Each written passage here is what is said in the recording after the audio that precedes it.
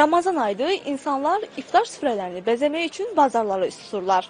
Ən çox satılan məhsullardan biri də xurmadır. Lakin supermarketlərdə və bazarlarda satılan xurmaların keyfiyyəti həqiqətən də gözləntilərə cavab verirmi? Olmazsa olmazıdır, süfrələrin nemətidir. Mən əslində Mədinə xurması deyilir, o xurmanı sevirəm. Açıq, xurma çox gözəldir. Çünki görürük də gözümüzlə.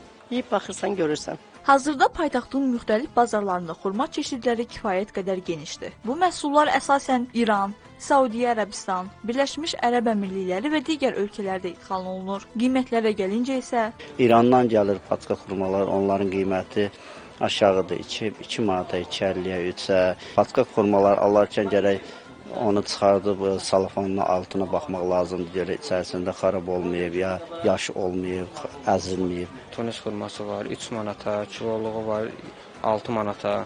Sonra çöpdə olan variantları var, onlar 7 manatdır. Mədinə xurmaları var, balacaları var 8 manat, böyükləri var 12 manat. Ən maksimum da 40 manata kimi olan var. Xüsusilə də açıq şəkildə satılan xurma məhsullarının saxlanma şəraitinə diqqət yetirmək və gigiyena qaydalarına əməl etmək vacibdir. Qida Təhlükəsizliyi İnstitutu bildirir ki, ölkəyə idxal edilən xurmalar müvafiq laboratoriyalarda yoxlanılır və yalnız sertifikatlı məhsullar satışa buraxılır. Qablaşdırılmış halda satılan xurmanı alarkən buraxılış və son istifadə tarixinə mütləq nəzər yetirilməlidir. İstehlakdan əvvəl isə xurma mütləq yaxşıca yuyulmalıdır.